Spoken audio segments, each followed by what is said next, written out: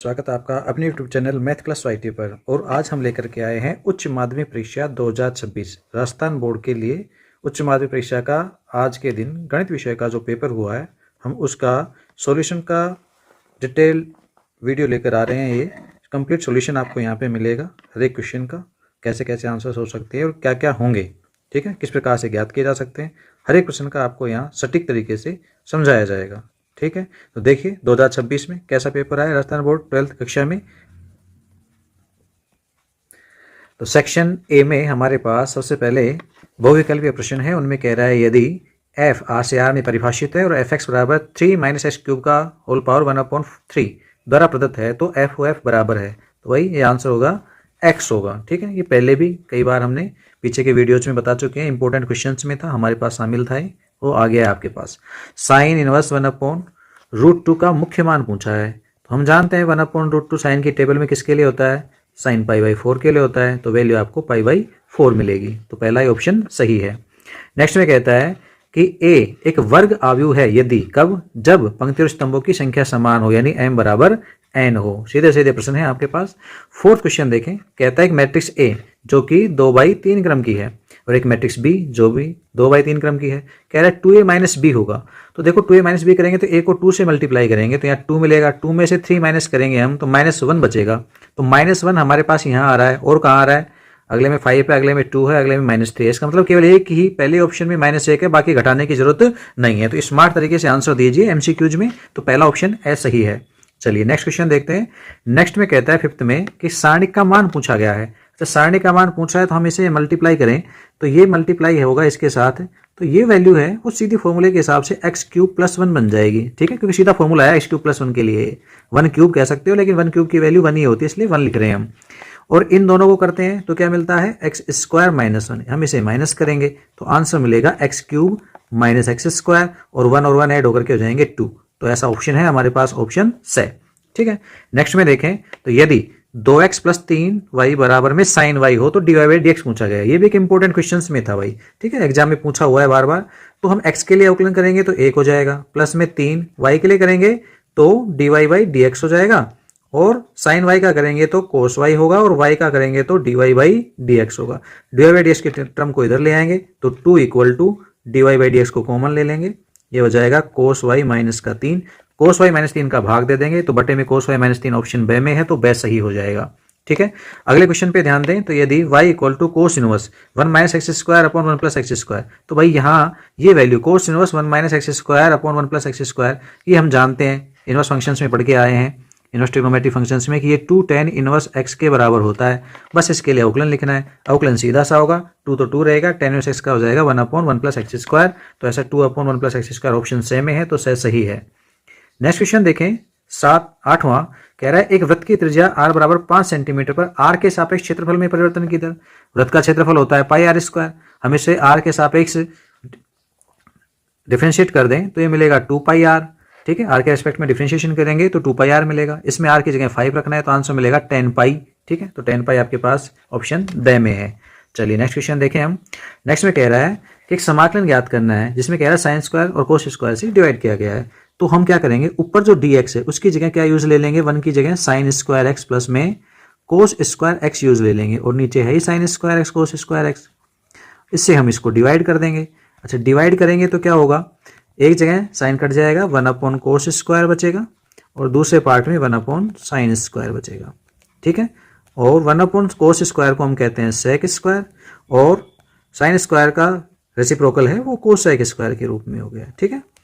तो ये आपके पास समाकलन बचा। अब हम जानते हैं sec² का सीधा tan x होता है और cosec² का माइनस में cot x, ऑप्शन बे ही सही हो जाएगा। नेक्स्ट में कहता है कि वक्र मिला है y² बराबर 4x, yx एवं रेखा y बराबर 3 से घिरे क्षेत्र का क्षेत्रफल। तो देखो हम इसका डायग्राम बना के देखें तो डायग्राम कुछ इस प्रकार से बनता है हमारे पास, ठीक है। ये y बराबर 3 है तो yx, तो इनके मध्य का घिरा हुआ भाग ये है, ये ज्ञात करना है हमको। तो इंटीग्रेशन 0 से 3 होगी सीमा, यहाँ आएगा वक्र का x क्या होता है भाई, y²/4 समीकरण से निकाल लेंगे, और इनटू में dy, तो 1/4 तो बाहर रह जाएगा, और समाकलन करेंगे y² का तो वो हमें मिलेगा y³ और उसमें 0 से 3 लिमिट पुट कर देंगे तो 1/4, 3 पुट करने पर हमें मिलेगा 27/3, 3 से काटेंगे 9 तो आंसर मिलेगा 9/4, तो 9/4 ऑप्शन से में है। 90वें क्वेश्चन में कहता है अवकल समीकरण की कोटि पूछिए। तो कोटि क्या होती है भाई, हम ये देखते हैं कौन से अवकल गुणांक के लिए आपके पास सबसे अधिक बार अवकलन हुआ है। तो यहाँ देखें तो ये कैसा है जिसमें आपके पास 2 बार अवकलन हुआ है, तो जितना अधिक बार अवकलन उतनी ही अवकल समीकरण की कोटि, तो आपके पास यहाँ कोटि होगी 2। ठीक है, नेक्स्ट में कहता है निम्न में से कौन सी एक सदिश राशि है। ठीक है, सदिश राशि क्या होती है, जिसमें दिशा परिमाण के साथ साथ दिशा भी होती है। ठीक है, तो ऐसी राशि आपके पास यहाँ बल है। बहुत ही इजी सा क्वेश्चन आया है, आप फिजिक्स में भी पढ़ते हैं इसे। फिर कहता है एक सदिश ए बी और सी का योगफल पूछ लिया उसने। ए बी सी का योगफल करेंगे तो हम आई में माइनस का 2i ऐड करेंगे, माइनस आई बचेगा, और इसमें प्लस आई ऐड करेंगे तो आई वाली टर्म 0 हो जाएगी। तो आई नहीं होना चाहिए एक तो आई यहाँ आ रहा है, ये गलत है, और द में भी आ रहा है, ये भी ऑप्शन गलत है। आई की टर्म ही नहीं होगी। फिर जे पे आते हैं, माइनस का 2 जे कैप और माइनस के 6 जे कैप होते हैं, माइनस के 8 के कैप। इसमें से प्लस के 4 जे कम कर देंगे तो माइनस का 4 जे कैप होना चाहिए। तो माइनस 4 जे कैप पहले ऑप्शन में है, और कहीं है क्या, और कहीं आपके पास सेम में है, वो प्लस का है, तो ये भी नहीं होगा। तो एकमात्र ऑप्शन बच गया ए। तो केवल इतना ही काम करना है, पूरा जोड़ने की जरूरत नहीं है, जितने में काम चल जाए उतने में चला दीजिए। अगला देखिए सदिश इतने के अनुदेश इकाई सदिश। भाई इकाई सदिश क्या होता है, इकाई सदिश को हम लिखते हैं ए वेक्टर में उसके परिमाण का भाग दे करके। तो ए वेक्टर देखो अंश में कहाँ कहाँ है, देखो ब में नहीं है और स में भी ए वेक्टर नहीं है, तो ब से ऑप्शन तो गलत हो गए। हमें केवल परिमाण हो चाहिए, तो हम इसका परिमाण निकालेंगे। तो 1 + 1 + 4 इसका रूट, ये परिमाण है आपके पास ए का, तो ये मिल गया √6। तो √6 कहाँ आ रहा है, द ऑप्शन में आ रहा है, तो द सही हो जाएगा। ठीक है, ए में 5 दिया है उसने √5, इसलिए आंसर सही नहीं है, तो द सही होगा। अगला क्वेश्चन देखें 15वां, कहता है यदि सरल रेखाएं, 2 सरल रेखाएं दी हैं आपको, ये परस्पर लंब होते हैं। अच्छा, परस्पर लंबवत होती है तो क्या होता है, दिक् अनुपातों के गुणा का बीजीय योग क्या होता है भाई, 0 होता है। तो हम यहाँ पे गुणा कर देंगे। 1 मल्टीप्लाई होगा किससे, माइनस लैम्बडा से, तो बनेगा माइनस का लैम्बडा। फिर लैम्बडा मल्टीप्लाई होगा 2 से, तो बन जाएगा 2 लैम्बडा। फिर माइनस का 1 है, मल्टीप्लाई होगा 1 से, तो हो जाएगा -1 इक्वल टू 0। सोल्व करेंगे इसे, लैम्बडा -1 इक्वल टू 0, तो लैम्बडा इक्वल टू 1 आपके पास आंसर आ जाएगा। ऐसा ऑप्शन है आपके पास ब, तो ये सही आंसर है। नेक्स्ट में कहता है 16वें में कि 52 पत्तों के गड्ढे में से यदि बिना प्रतिस्थापित किए, शब्द का ध्यान देना है, बिना प्रतिस्थापित किए गए 2 पत्ते निकाले गए, दोनों पत्तों के काले रंग के होने की प्रायिकता। यदि बिना प्रतिस्थापित के कर रहे हैं तो हम यहाँ पे क्या लगाएंगे, संचय लगाएंगे। तो हमारे पास हम ये जानते हैं काले पत्ते 26 होते हैं, तो 26c2 इसको डिवाइड करेंगे कितने से, 52c2 से, ये आपके पास प्रायिकता होगी। हालांकि इस फॉर्म में दी नहीं है तो हम इसे लिख देंगे 26 × 25 बटे में 2 × 1 भी आएगा, लेकिन लिखने की जरूरत नहीं है क्योंकि आगे ये 52 × 51 है, इसमें भी मिलेगा आपको 2/1 और 2 × 1 वो भी कट जाएगा। तो यह काट देंगे हम, 26 × 26, 26 दूनी 52, तो आंसर मिलेगा 25/102। ऐसा ऑप्शन है अपने पास, ऑप्शन स। नेक्स्ट में देखें, कह रहा है यदि ए और बी स्वतंत्र घटनाएं हैं तथा पी ए बराबर 0.3 पी बी बराबर 0.4 हो तो पी ए यूनियन बी का मान बता दीजिए। वह स्वतंत्र घटनाएं होंगी तो पी ए यूनियन बी का जो मान होगा वो क्या होगा, P A plus P B minus में पी ए इंटरसेक्शन बी की जगह पर P A into P B लिख लेंगे। स्वतंत्र होने का प्रतिबंध होता है भाई। ठीक है, तो वैल्यू पुट कर देंगे इसमें, ये 0.3 है, ये 0.4 है, यहाँ 0.3 को मल्टीप्लाई करेंगे 0.4 से, तो 0.70 में से हम 0.12 को माइनस करेंगे तो वैल्यू मिलेगी 0.58। तो 0.58 आपके पास आंसर हो जाएगा, ऑप्शन ए ही सही होगा। आई कहता है यदि पासों का एक जोड़ा उछाला जाता है तो प्रत्येक पासे पर समभाज्य संख्या प्राप्त करने की प्रायिकता बता दीजिए। दोनों पासों पर समभाज्य संख्या केवल 1 होती है, 2 2, तो अनुकूल परिणाम केवल 1 ही आएगा, तो आंसर हो जाएगा 1/36। आगे आ गए हैं क्वेश्चन नंबर 2 में, पहला भाग है, कह रहा है साइन इनवर्स एक्स एक ऐसा फलन है जिसका प्रांत है, प्रांत कितना होता है भाई साइन इनवर्स एक्स का, हमने पढ़ा है -1 से +1 होता है, तो इसका प्रांत हो गया। आगे कहता है एक सारणी का मान पूछे, सारणी का मान बता दो। तो हम क्या करेंगे, तीसरे कॉलम के सापेक्ष इसका प्रसार लिखेंगे। तो 4 और 4 यहाँ पे ये मल्टीप्लाई हो जाएगा इसके साथ, तो -1 और 4 होगा 3 से, तो -12, तो 4 गुणा होगा -13 से, तो आंसर मिलेगा -52। ठीक है, ये उत्तर हो जाएगा।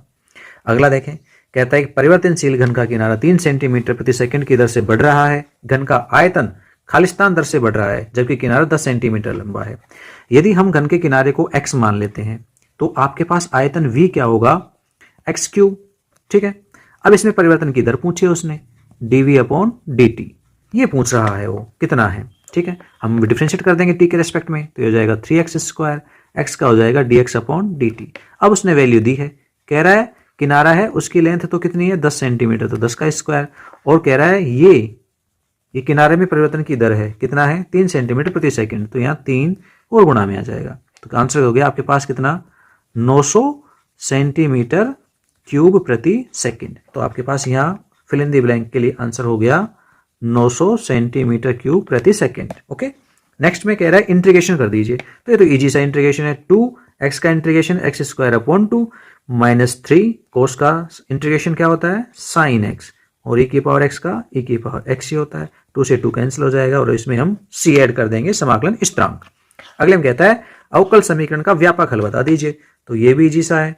y की तरफ y के टर्म्स लिख लेंगे और dx की तरफ है और dx x वाली टर्म्स लिख लेंगे, पृथक्करण विधि लगेगी, समाकलन कर देंगे, आंसर मिल जाएगा tan इनवर्स y बराबर tan इनवर्स x बराबर प्लस में c। ये आपके पास आंसर हो जाएगा।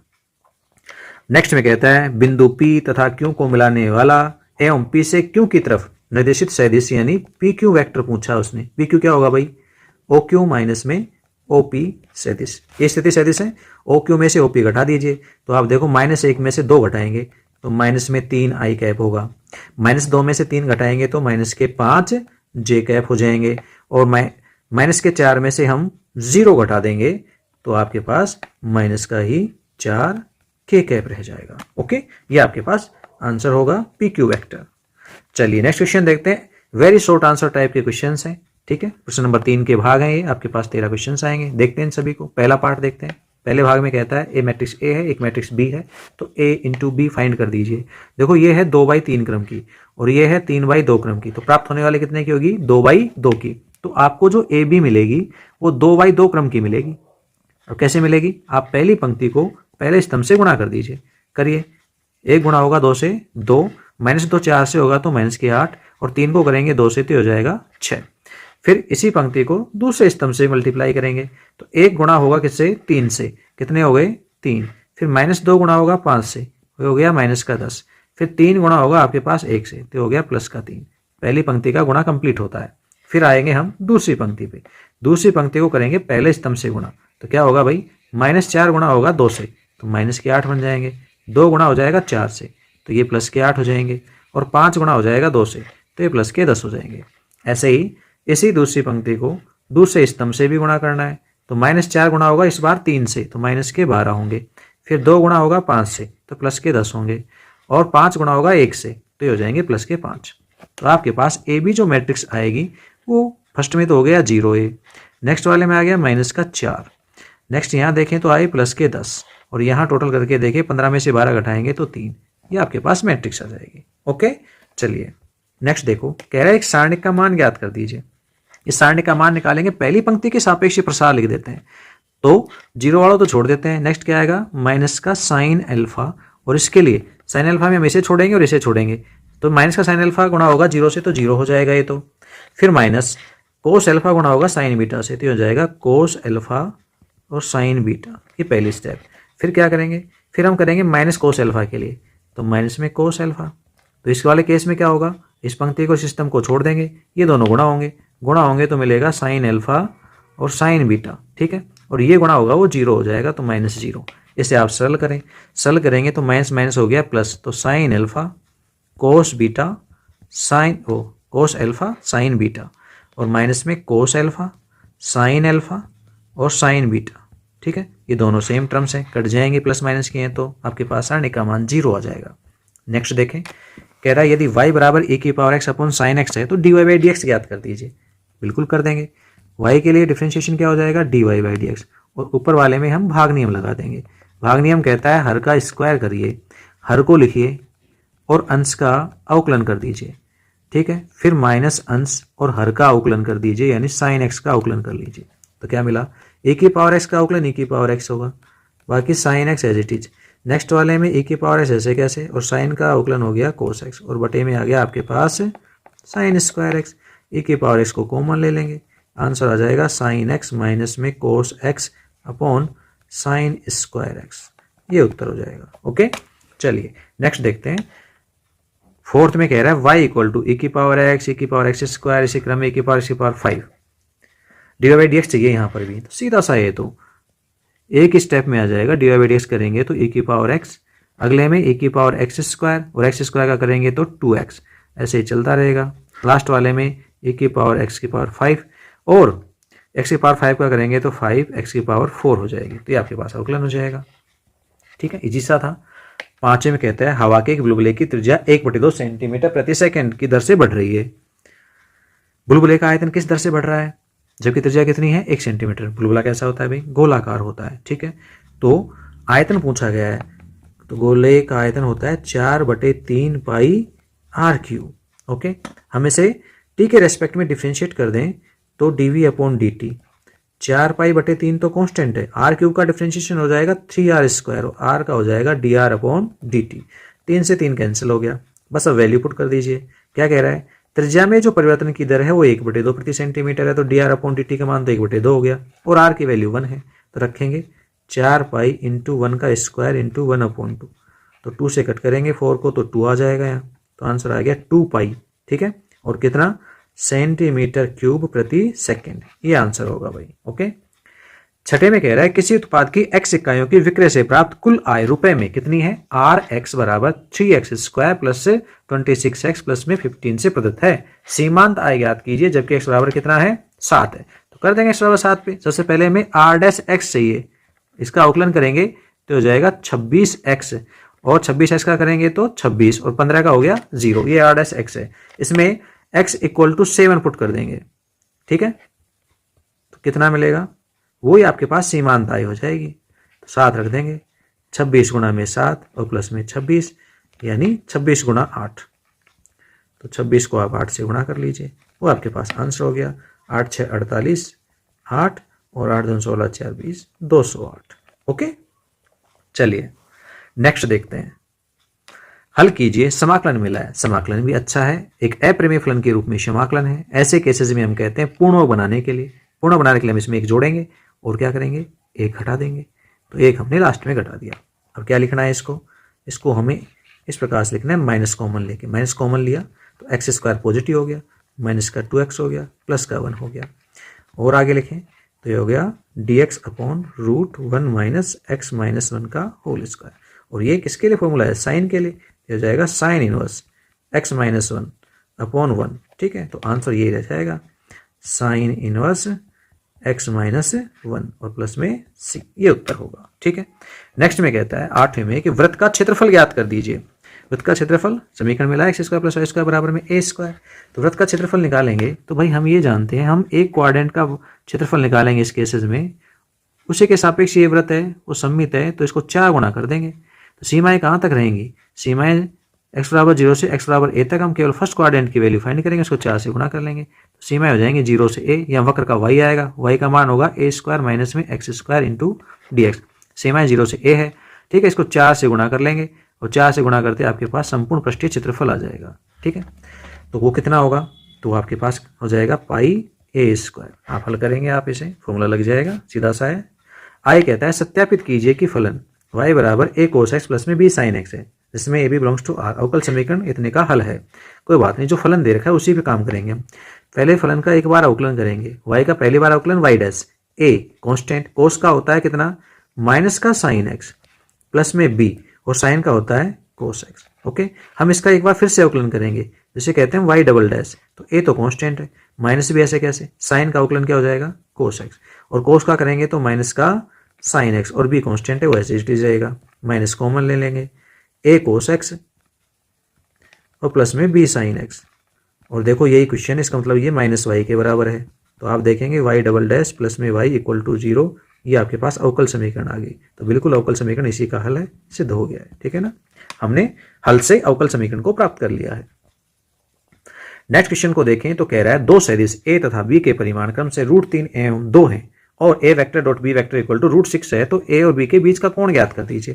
भाई a b दो वेक्टर्स के बीच में कोण ज्ञात करने का फॉर्मूला होता है cos theta, a vector dot b vector upon a का परिमाण b का परिमाण, ठीक है। तो इसमें वैल्यू पुट कर देंगे, ये तो हो गया √6 दे रखा है आपको, और a के परिमाण की वैल्यू है √3 और b के परिमाण की वैल्यू है 2, तो आप इसे कट करेंगे तो आपको मिलेगा √2 अपॉन 2, और इसे और सरल करेंगे तो 1 अपॉन √2। अब कोस में 1 अपॉन √2 किसके लिए होता है भाई, तो कोस में 1 अपॉन √2 कोस π/4 के लिए होता है, तो आंसर मिल जाएगा π/4। नेक्स्ट देखते हैं, दो बिंदु हैं, उनसे होकर जाने वाली रेखा की दिक् कोसाइन ज्ञात कर दीजिए। तो पहले हम दिक् अनुपात ज्ञात करेंगे दो बिंदुओं से जाने वाली रेखा के दिक् अनुपात। दिक् अनुपात क्या होते हैं भाई? ए बराबर निर्देशांकों का अंतर ही दिक् अनुपात है। तो 1 में से -2 घटाएंगे तो 3 आएगा। बी निकालेंगे, 2 में से 4 घटाएंगे -2 आएगा। और सी दिक् अनुपात निकालेंगे, 3 में से -5 घटाएंगे तो 8 आ जाएगा। ओके, आगे क्या करना है?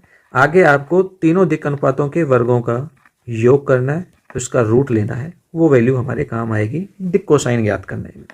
तो हम इसका स्क्वायर करेंगे, ये 9 हो जाएगा, -2 का स्क्वायर 4 होगा और ये 64 हो जाएगा। दोनों को ऐड कर देंगे हम, कितने हो जाएंगे? 9 4 13, 13 और 64, ये आपके पास हो जाएंगे 77।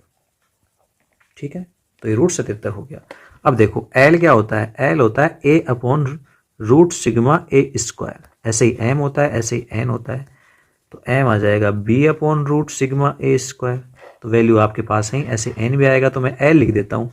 ए कितना है भाई? 3। और रूट सिग्मा ए स्क्वायर की वैल्यू अभी निकाली हमने, रूट 77, तो ये वैल्यू आ गई। उसके बाद एम, ऐसे ही एम के लिए मान हो जाएगा वो -2 बटे में रूट 77। ठीक है, और ऐसे ही एन आ जाएगा आपके पास 8 बटे रूट 77। ठीक है, आप चाहें तो प्लस माइनस यूज ले सकते हैं, क्योंकि दो बिंदु हैं, दोनों बिंदु से गुजरने वाली रेखा की दिशा दोनों तरफ ही होती है, तो इनमें प्लस माइनस लगा लेंगे, कोई इफेक्ट नहीं पड़ेगा। 12th क्वेश्चन को देखते हैं। एक परिवार में 2 बच्चे हैं। यदि यह ज्ञात हो कि बच्चों में से कम एक बच्चा लड़का है, तो दोनों बच्चों के लड़का होने की क्या प्रायिकता है? आपको 2 घटनाएं मिली हैं यहाँ पर। घटना ई, कम से कम एक बच्चा लड़का है, कम से कम एक बच्चा लड़का है। और घटना एफ ले लेते हैं हम, दोनों बच्चे लड़के हैं, दोनों बच्चे लड़के हैं। ठीक है, ये जो एक परिवार में 2 बच्चे हैं, इसकी जो प्रतिशत समष्टि बनेगी एस, वो क्या बनेगी? ये हो सकता है दोनों बच्चियां हो, पहली बच्ची हो दूसरा बच्चा हो, पहला बच्चा हो और दूसरी बच्ची हो यानी लड़की हो, या फिर दोनों के दोनों ही लड़के हों। ये संभावनाएं होती हैं। अच्छा, घटना ई में कौन कौन आएंगे? घटना ई में कह रहा है कम से कम एक बच्चा तो लड़का है ही, तो कम से कम एक या दोनों के दोनों भी लड़के हैं। तो जी बी, बी जी और बी बी, ये ई में आने वाले परिणाम होंगे। एफ में दोनों बच्चे लड़के हैं, उसमें केवल बी बी आएगा। तो आप देखेंगे ई इंटरसेक्शन एफ में एक परिणाम मिलता है आपको, बी बी। ठीक है, तो आप यहां पर कह रहा है वो कि साहब एक तो गिवन है, क्या पता है हमको कि ज्ञात है कम से कम एक बच्चा लड़का है, घटना ई के बारे में ज्ञात है, और एफ की प्रायिकता आपसे पूछी गई है। तो जो प्रायिकता पूछी जाती है उसे ऊपर लिखते हैं, और जो ज्ञात है उसको घटना को नीचे लिखते हैं। आपसे ई बाई एफ पूछा है, फॉर्मूला क्या होता है? N E intersection F upon N E. N का मतलब है नंबर ऑफ रिजल्ट, किसमें? ई इंटरसेक्शन एफ के लिए कितने हैं भाई? इसमें केवल एक रिजल्ट है, यानी एक आउटकम है, तो 1। और एन ई में कितने हैं? 3, तो आपके पास 3 प्रायिकता आ गई 1/3। ओके, चलिए नेक्स्ट देखते हैं। आगे हमारे पास सेक्शन बी आ गया है, जहां पर 2 अंकों के प्रश्न है। कह रहा है सिद्ध कीजिए वास्तविक संख्याओं के समुच्चय आर में A B, A less than equal to B द्वारा परिभाषित संबंध आर समतुल्य तथा संक्रामक है किंतु सममित नहीं है। ठीक है, बिल्कुल दर्शाएंगे ये सममित नहीं है, समतुल्य और संक्रामक ही है। ठीक है, एक और भाग भी है इसमें 5वां, उसको भी देखेंगे। पहले 4th क्वेश्चन को देखते हैं। क्वेश्चन नंबर 4 के लिए हम सॉल्यूशन देखें तो भाई आपको आर में, यानी आर ये कौन है? आर, ये आर है रियल नंबर। इस आर में एक संबंध परिभाषित करके दिया गया है, आर के रूप में दिया गया। आप उसे R1 कह लो रिलेशन को, ताकि दोनों अलग ना रहें, क्योंकि इसने दोनों एक जैसे नाम से लिख दिए हैं। किस प्रकार से है? R1 जो रिलेशन है उसमें कह रहा है ए का रिलेशन बी से है, सच दैट, इस प्रकार से कि A less than equal to B, ये है। तो कह रहा है ये समतुल्य है, सममित है, संक्रामक है, ये बताना है। तो ये समतुल्य कब होगा? समतुल्य कब होता है? जब हम ये कहते हैं कि एक एलिमेंट का खुद के साथ में रिलेशन हो जाए तो समतुल्य होता है। तो ए का एक के साथ रिलेशन होगा या नहीं होगा, वो तो ये रिलेशन इस हिसाब से रखा जाएगा। रख के देखो, ए लेस देन इक्वल टू ए, जो सत्य बात है, कोई भी नंबर रख लो ए, वो खुद के साथ बराबर होगा तो सत्य है। सत्य इसका मतलब ये समतुल्य है। ठीक है, अच्छा सममित की बात करें तो सममित में क्या होता है? A B belongs to R हम ले लेते हैं, ये मान लिया हमने, ये रिलेशन है हमारे पास। इसका मतलब क्या हुआ? A less than equal to B है। हमें बी पहले चाहिए, तो बी को पहले लिखेंगे तो यहाँ पर इनइक्वलिटीज का साइन चेंज हो जाएगा, ग्रेटर देन इक्वल टू हो जाएगा। अभी ग्रेटर देन इक्वल टू है, हमें तो क्या चाहिए था? लेस देन इक्वल टू ए, तो ये इसके तुल्य नहीं है। अब तुल्य नहीं है इसलिए क्या हो जाएगा? ये रिलेशन नहीं बनेगा। तुल्य नहीं है तो रिलेशन नहीं है, मतलब B A not belongs to R, और नहीं है इसलिए आर सम्मित नहीं है। ठीक है, इसलिए आर सम्मित नहीं है। ऐसे संक्रामकता की जांच करेंगे हम इसमें। तो संक्रामकता के लिए क्या करना होता है अभी, ए बी और सी तीन एलिमेंट्स ले लेंगे। तो एक रिलेशन ए बी का आर में और दूसरा बी का सी के साथ आर वन में रिलेशन है। इसका मतलब हुआ A less than equal to B होता है, वह B less than equal to C है। तो हम कंबाइन करके लिख सकते हैं A less than equal to B less than equal to C. तो ये साथ हैं तो इसका मतलब ए लेस देन सी भी सही है, और ए लेस देन सी का मतलब हो गया ए का रिलेशन किससे है, सी के साथ में। अब ए का रिलेशन सी के साथ में है तो आर कैसा कहलाएगा, संक्रामक भी कहलाएगा। ठीक है, तो आपको ये कुछ लिखना था, ये थोड़ा क्वेश्चन बढ़ा दे दिया है दोनों के लिए, पर एक अच्छा था, आना चाहिए क्वेश्चन आपको। ठीक है, नेक्स्ट देखो एक 5 में कह रहा है कि sine inverse 2x root 1 minus x square equal to 2 sine inverse x होता है, ये सिद्ध कर दीजिए। बहुत ही इजी है, ये समझाया गया है आपको कि रूट में यदि आपके पास 1 माइनस एक्स स्क्वायर आए तो वहां एक्स को साइन ए से या कोस ए से हम प्रतिस्थापित करते हैं, रिप्लेस करते हैं। तो हमने मान लेंगे यहाँ पे, माना x इक्वल टू साइन ए, माना x इक्वल टू कितना, साइन ए। ठीक है, तो a की वैल्यू क्या आएगी, साइन इनवर्स x। ठीक है, ये वैल्यू उठा के इस दिए गए क्वेश्चन में पुट कर दो तो आपके पास हो जाएगा साइन इनवर्स 2x की जगह पर तो लिख देंगे साइन ए, और रूट में 1 माइनस का साइन स्क्वायर ए। तो ये क्या बनेगा, जो रूट में 1 माइनस साइन स्क्वायर है वो हम जानते हैं क्या हो जाएगा, कोस ए। ठीक है, और 2 साइन ए कोस ए को क्या कहते हैं हम, साइन 2a। तो ये बन जाएगा साइन 2a, साइन ए से साइन हट जाएगा, बचेगा 2a। ए की वैल्यू हम पुट कर देंगे। ए कौन है भाई, ए ऊपर निकाला है हमने, यहाँ पर कितना है, साइन इनवर्स x। तो आपके पास 2 साइन इनवर्स x, ये RHS आ गया है। ओके, LHS लिया, RHS प्राप्त कर दिया हमने। नेक्स्ट क्वेश्चन देखिए छठा, कह रहा है यदि मैट्रिसेस मिली हैं उनमें 2 मैट्रिसेस का योग है तीसरे के बराबर है तो x तथा y के मान ज्ञात कर दीजिए। बिल्कुल, पहले हम क्या करेंगे, x को मल्टीप्लाई करेंगे तो ये 2x और 3x हो जाएगी मैट्रिक्स। नेक्स्ट मैट्रिक्स में y को मल्टीप्लाई करेंगे तो माइनस का y और प्लस का y हो जाएगा, बराबर में 10 और 5 हो जाएगा। ठीक है, सॉल्व कर देंगे, 2 इक्वेशंस बनेंगे आपके पास।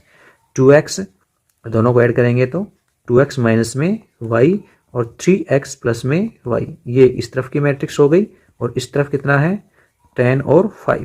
इक्वेशंस बन जाएंगी 2x minus y, 3x plus में y, ये 10 और ये 5। ओके, 2 इक्वेशन बन गई है, फर्स्ट और सेकंड। दोनों को सोल्व करेंगे ऐड करने पर। ठीक है, जोड़ने पर क्या मिलेगा, जोड़ेंगे तो y कैंसिल हो जाएगा, 5x इक्वल टू 15 आएगा, x इक्वल टू 3 हो गया। x की वैल्यू हमको फाइंड हो गई। ऐसे ही x की वैल्यू उठा करके सेकंड में पुट कर देंगे तो 2 से आपको y की वैल्यू भी मिल जाएगी। 3 इंटू 3 प्लस में y इक्वल टू 5, तो y इक्वल टू 5 माइनस 9, या कहें तो y इक्वल टू माइनस का 4। ओके, चलिए नेक्स्ट देखते हैं। नेक्स्ट में कह रहा है कि त्रिभुज का क्षेत्रफल ज्ञात कर दीजिए जिसके शीर्ष हैं वो 1 0 6 0 और 4 3 है। तो देखो, त्रिभुज का क्षेत्रफल ज्ञात करने का हमने सारणिक के रूप में फॉर्मूला पढ़ा, 1/2 सारणिक x1 y1 1, x2 y2 1, x3 y3 1, x1 y1 x2 y2 ये सब क्या है, त्रिभुज के शीर्ष है। तो वैल्यू पुट कर देते हैं जो दे रखे हैं उसमें, 1/2 सारणिक 1 0 1, सेकेंड पॉइंट है 6 0, और थर्ड पॉइंट है 4 3। ठीक है, और तीसरे कॉलम में तो 1 1 1 है ही। तो हम यहाँ देखें तो सबसे ज्यादा जीरो हमको किसमें मिल रहे हैं, सेकंड कॉलम में मिल रहे हैं। तो हम इसको C2 के सापेक्ष प्रसारित कर देंगे, C2 के सापेक्ष प्रसार लिखने पर। तो सारणी का प्रसार C2 के सापेक्ष करेंगे दूसरे कॉलम के सापेक्ष, तो 1/2 है ही, 2 जीरो के लिए तो हमें कुछ कहना नहीं है, तो -3 3 के लिए करेंगे तो इसे छोड़ देंगे, इसे भी छोड़ देंगे। तो 1 मल्टीप्लाई होगा 1 से 1, और 6 मल्टीप्लाई होगा 1 से तो माइनस का 6। ठीक है, इसे सोल्व करते हैं, 1/2 यह आ जाएगा -3 और माइनस में 5, तो ये टोटल हो गया कितना, 15/2 वर्ग इकाई। ये आपके पास त्रिभुज का क्षेत्रफल है। ओके, चलिए नेक्स्ट देखें हम। नेक्स्ट में कहता है 8th क्वेश्चन में, यदि x equal to cos theta minus में cos 2 theta, y equal to sin theta minus में sin 2 थीटा है तो dy/dx पूछा गया है। यह थीटा प्राचल है। ठीक है, डिफरेंशिएशन y और x के पदों में है, न कि थीटा के में है। तो हम क्या करेंगे, पहले थीटा के रेस्पेक्ट में, प्राचल के रेस्पेक्ट में डिफरेंशिएशन करेंगे। तो यहाँ पर डिफरेंशिएशन करेंगे दोनों का ही, थीटा के, तो ये हो जाएगा dx/d थीटा इक्वल टू कोस का होता है माइनस का साइन थीटा। ओके, और कोस 2 थीटा का लिखेंगे तो माइनस माइनस प्लस हो जाएगा साइन 2 थीटा, और 2 थीटा का करेंगे तो 2 मिलेगा। ओके, और y का भी कर देंगे dy by D theta, sine का हो जाएगा कोस थीटा माइनस साइन का हो जाएगा कोस 2 थीटा, और 2 थीटा का करेंगे तो 2 मिल जाएगा। ठीक है, अब हमें चाहिए dy बाई डी एक्स। तो dy बाई जो dx है ये होता है dy by D theta upon D x upon D theta, value put कर देंगे। ये है कोस थीटा माइनस में 2 कोस 2 थीटा अपॉन नीचे आ गया आपके पास माइनस में साइन थीटा और प्लस में साइन 2 थीटा इंटू 2 है तो 2 को पहले ही लिख देते हैं 2 थीटा। ये वैल्यू हमारे पास आई। आप चाहें तो इसे और सोल्व कर सकते हैं, नहीं तो इतना ही पर्याप्त है। यहाँ आपको साइन 2 थीटा और कॉस 2 थीटा वगैरह के लिए फॉर्मूले यूज लेने पड़ेंगे, उससे अच्छा हम इसे यहीं छोड़ देते हैं, कोई आवश्यकता है ही नहीं ज़्यादा सोल्व करने की। अवकलज पूछा गया, हमने निकाल दिया है। नेक्स्ट क्वेश्चन देखें, 9th में कहता है यदि y equal to sine inverse X है तो दर्शाइए 1 minus x square D square Y upon D X square minus में X D Y by D X बराबर 0 होता है। कुछ नहीं, आप इसे यहाँ उठा लाइए।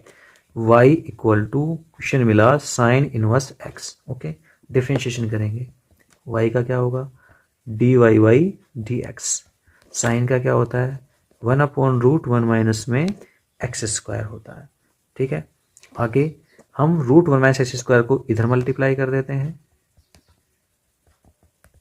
और बराबर में 1 रह जाएगा। अवकलन करते हैं एक बार फिर से,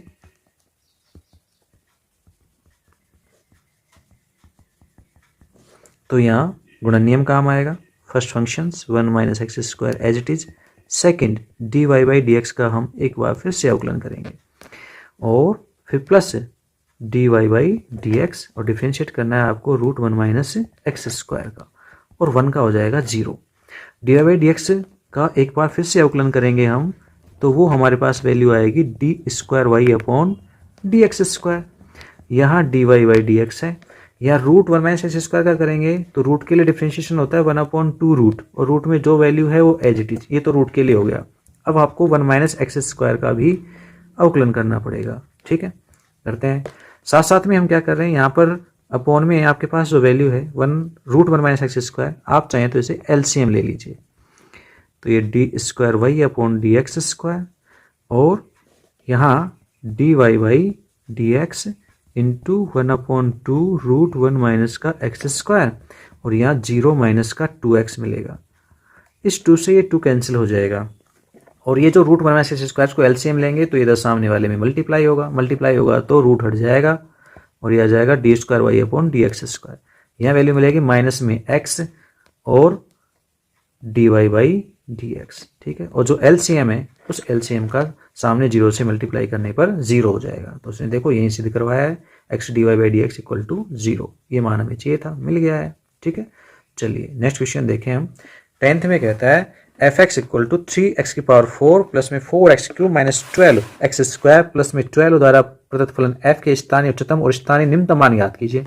भाई स्थानीय निम्नतम स्थानीय उच्चतम के लिए क्या करना होता है, एक बार अवकलन करना होता है, उससे निकालेंगे हम चरम बिंदु, और जब चरम बिंदु ज्ञात हो जाएंगे उनको उठा के रख देंगे फंक्शन में, उससे आपको फंक्शन की वैल्यू मिलेंगी। जो सबसे बड़ी होगी वो स्थानीय उच्चतम होगी, जो सबसे छोटी होगी वो स्थानीय निम्नतम होगी। तो हम कर देते हैं इसका अवकलन करेंगे तो ये जाएगा 12x क्यूब, ये हो जाएगा प्लस में 12x स्क्वायर, ये हो जाएगा प्लस में 24x, और 12 का हो जाएगा 0।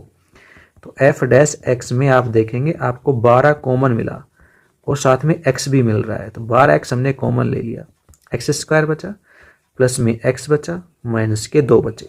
Okay, f dash x equal to 0 से हम देखें तो एक तो मिल जाएगा x, और यहाँ एक्स स्क्वायर प्लस में x माइनस में 2 है, आप इसके टुकड़े करेंगे तो आप इसे यूँ कह सकते हैं प्लस का 2x और माइनस का x, तो ये हो जाएगा एक्स स्क्वायर प्लस में 2x माइनस का x माइनस में 2, यहाँ आपके पास x कॉमन x प्लस 2, यहाँ माइनस 1 कॉमन x प्लस 2, तो 2 गुणनखंड आएंगे x माइनस 1 और x प्लस में 2, इन्हें आप 0 के बराबर रखो तो आपके पास x के 3 मान आएंगे, एक 0 एक 1 और एक माइनस का 2, ये 3 बिंदु हैं। इन तीनों बिंदुओं को उठा के फंक्शन में पुट करेंगे।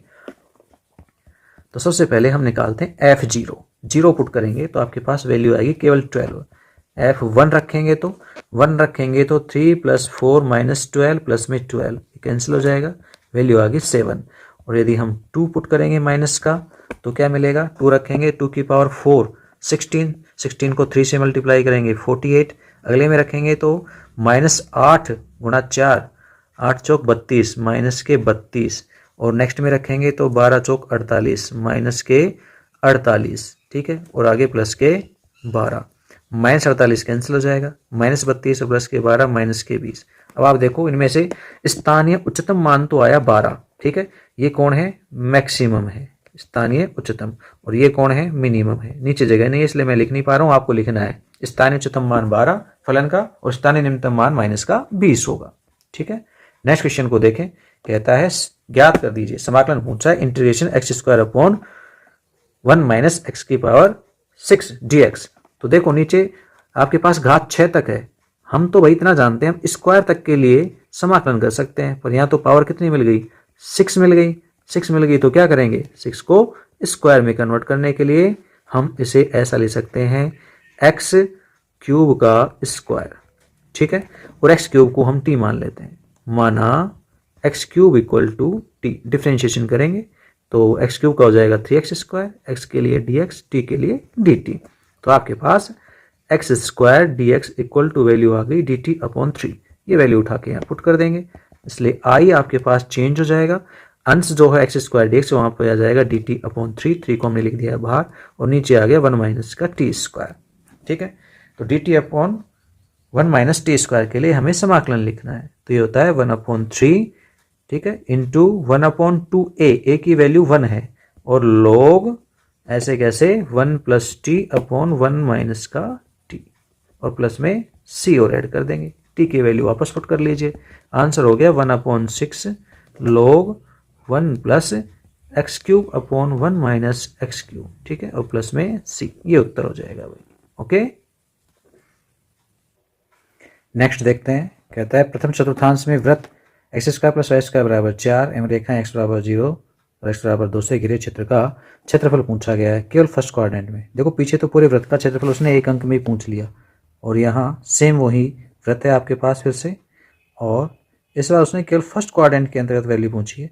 ये कोई सर्किल है जो कि x² + y² = 4 को रिप्रेजेंट करता है, x = 0 है वो yx का समीकरण होता है, और x = 2 आपके पास यहाँ है जो कि एक्सिस के ऊपर को काट रहा है वृत्त, वो बिंदु है।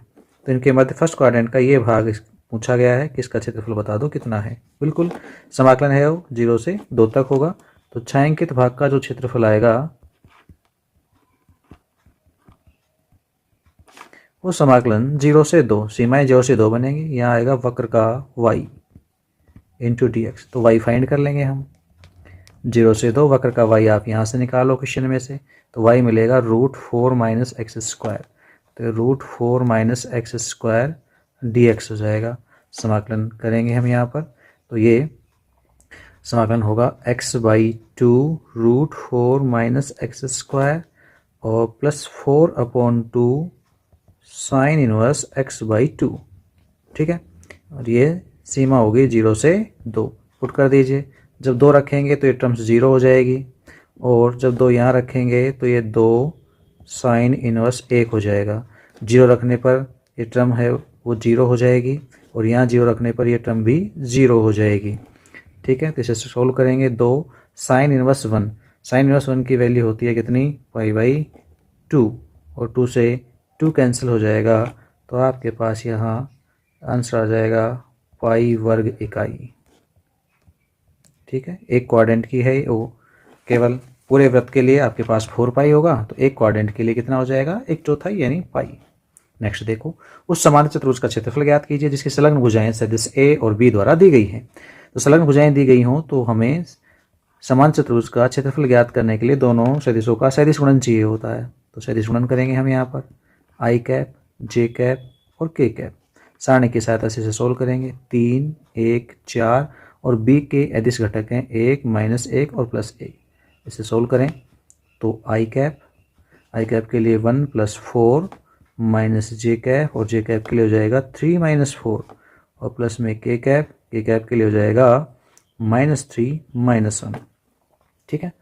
तो वैल्यू हो गई 5i और -1 बचेगा यहाँ से, माइनस माइनस प्लस का j और माइनस के 4k।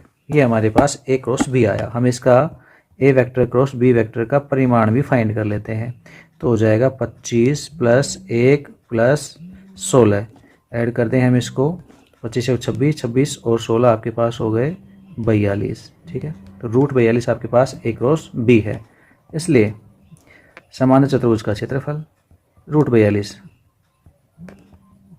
समांतर चतुर्भुज का क्षेत्रफल बराबर a vector cross b vector equal to √42 वर्ग इकाई। ओके, ये आपके पास आंसर होगा। नेक्स्ट कह रहा है ज्ञात कीजिए, समाकलन का क्वेश्चन है और समाकलन पूछा गया है। सेम क्वेश्चन देखो ऐसा पीछे भी आया था अभी, तो डिटो क्वेश्चन इस बार पेपर बनाने वाले ने थोड़ा ध्यान नहीं दिया है। फिर से x² आ गया और वो ही नीचे रूट में x⁻⁶, पहले विदाउट रूट के था, अब रूट में आ गया, बस इतना सा फर्क हुआ है।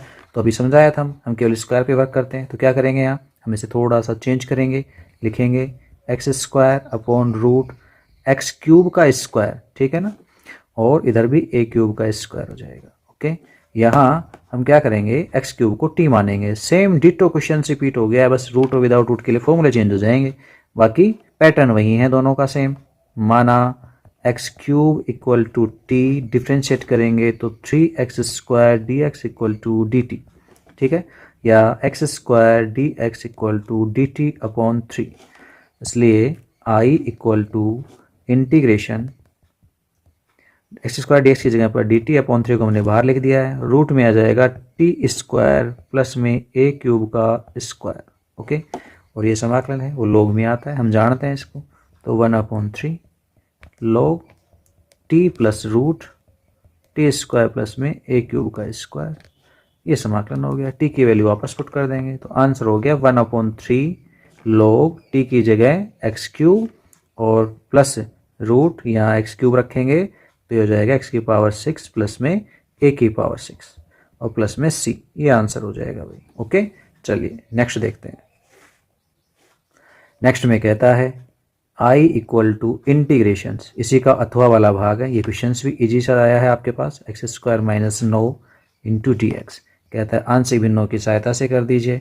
तो आंशिक भिन्नों की सहायता से आप इसे ऐसे दो गुणनखंडों में तोड़ लेंगे, एक x - 3 होगा और एक x + 3 हो जाएगा। ठीक, तो यहाँ देखें तो रेखिक गुणनखंड है और अंश में अचर है, तो इसके लिए हम लघु विधि को काम में ले सकते हैं, जिसको निरीक्षण विधि कहते हैं हम।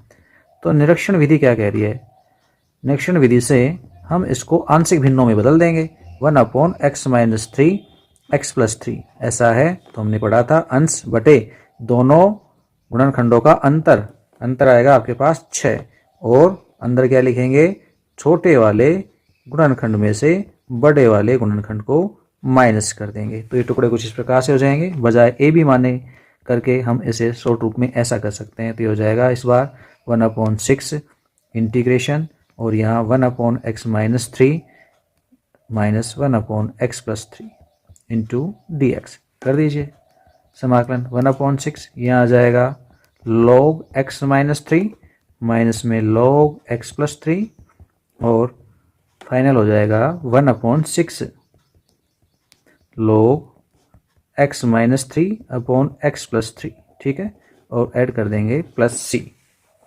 ओके, चलिए नेक्स्ट क्वेश्चन देखें। नेक्स्ट में कह रहा है कि भाई अवकल समीकरण dx/dy minus x/y equal to 2y का व्यापक हल ज्ञात कर दीजिए। हमें यहाँ इसका व्यापक हल चाहिए। देखें, dx/dy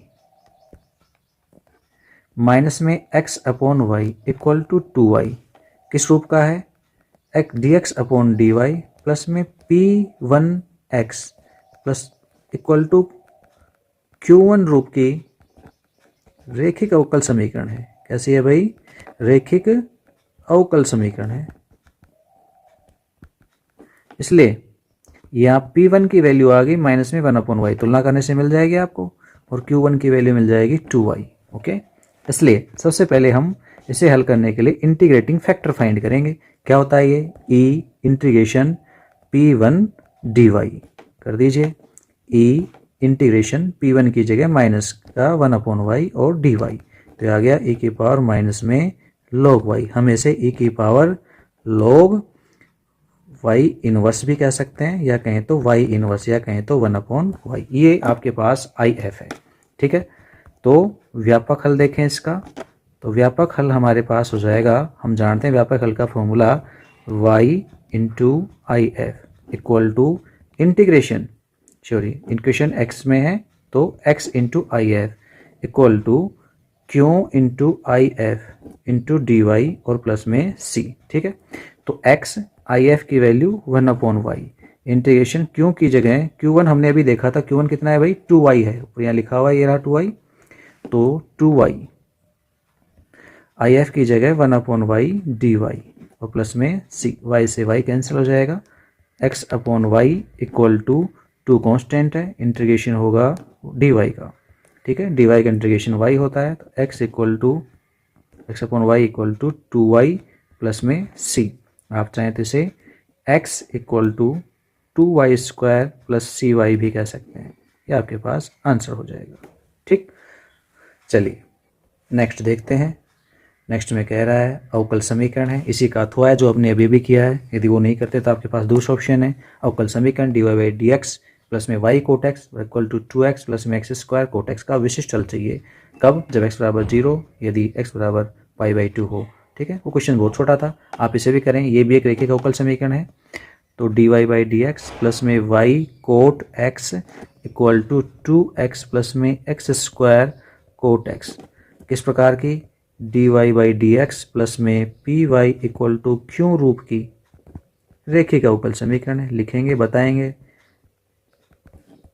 और रेखिक अवकल समीकरण है तो तुलना करके p का मान देखें तो y का गुणांक p होता है यानी कोट x, ऐसे ही क्यों का मान है वो है 2x प्लस में x स्क्वायर कोट x, ये आपके पास क्यों है। सबसे पहले हम यहाँ पर वही IF ज्ञात करेंगे, integrating factor e integration p dx आपके पास इंटीग्रेटिंग फैक्टर होता है। e p की जगह पर आपके पास वैल्यू है कोट x, कोट x के लिए हम समाकलन जानते हैं log sin x होता है, ठीक है। तो log sin x यहाँ बेस e है, यहाँ भी e है तो ये हट जाएगा, वैल्यू आएगी कितनी sin x, तो इंटीग्रेटिंग फैक्टर आ गया आपके पास sin x, ठीक है। व्यापक हल देखें इसका, तो व्यापक हल आपके पास क्या होता है भाई, IF into Y equal to integrations IF into Q into D X plus में c, इसमें वैल्यू पुट कर देंगे हम, IF की जगह पर sin x गुणा में y है इक्वल टू इंटीग्रेशंस IF की जगह पर sin x और इंटू में 2x और प्लस में x स्क्वायर कोट x, ठीक है, इंटू डी एक्स। सरल करेंगे हम इसे, तो यहाँ 2x sin x प्लस में x स्क्वायर, कोट और साइन गुणा होंगे तो आपको मिलेगा कोस x, ठीक है, इंटू में dx और प्लस में c, ठीक। अब हम यहाँ से इसे आइलेट के द्वारा सोल्व करेंगे। आइलेट कहता है ILA, एल्जेब्रिक फंक्शंस पहले और t यानी ट्रिग्नोमेट्रिक फंक्शन है वो बाद में। तो यहाँ हम इंटीग्रेशन लिखें तो 2x sin x dx, ऐसे कैसे, दूसरा जो पार्ट है वो हो जाएगा x स्क्वायर कोस x dx, ये एज इट इज, और प्लस में c। देखो x स्क्वायर के अवकलन में 2x आता है, तो हम इस वाले पार्ट को अवकलित अभी नहीं करेंगे, इसका समाकलन हम पहले इस पार्ट को सोल्व करते हैं। इसको एज इट इज रखेंगे, x sin x जरूरत पड़ेगी तो कर लेंगे, पहली बात तो पड़ेगी नहीं, तो यहाँ हम आइलेट यूज लेंगे, फर्स्ट फंक्शन होगा ये और कोस x होगा सेकंड। तो आइलेट के हिसाब से हम इसे खंड समाकलन की सहायता से हल करें तो फर्स्ट फलन सेकंड का समाकलन माइनस इंटीग्रेशन फर्स्ट फलन का अवकलन सेकंड का समाकलन और इस पूरे का भी समाकलन, ठीक है, यानी dx और प्लस में c है वो c भी ऐड करके चलते हैं हम, इक्वल टू में 2 integrations x sin x plus में x स्क्वायर, कोस का समाकलन होता है sin x minus integration x square का अवकलन 2x, कोस x के लिए समाकलन है वो sin x और dx और प्लस में c। आप देखेंगे ये प्लस का और ये माइनस का कट जाएंगे, आपके पास वैल्यू आई x स्क्वायर sin x और प्लस में c, और इधर क्या था भाई y sin x था, सही है। ये हमारे पास समीकरण निकल करके आया, ये व्यापक हल है। ये कौन है? व्यापक हल। हम इसमें वैल्यू पूछी है y बराबर 0, x बराबर 1/2 पर, तो हम y इक्वल टू 0 यदि x इक्वल टू π/2, तब वैल्यू पुट करेंगे हम एक में तो आपके पास y की जगह 0, बाकी साइन π/2 इक्वल टू x की जगह रखेंगे π² और साइन π/2, ठीक है, और प्लस में c, ये वैल्यू तो ख़त्म होकर 0 हो गई आपके पास। ये हो जाएगा माइनस में π²/4 c का मान। ओके, इस c की वैल्यू को उठा के फर्स्ट में रख देंगे, इसलिए 1 से विशिष्ट हल मिलेगा हमको y sine x equal to x² sine x और माइनस में π²/4। ये आपके पास विशिष्ट हल है दिए गए प्रश्न का या दी गई समस्या का। नेक्स्ट क्वेश्चन है, कह रहा है दर्शाइए कि दिक् कोसाइन। यहाँ 3 रेखाओं के लिए दिक् कोसाइंस दी गई हैं और ये तीनों परस्पर लंबवत हैं। तो देखें कितनी कितनी है। सबसे पहली वाली रेखा की दिक् कोसाइन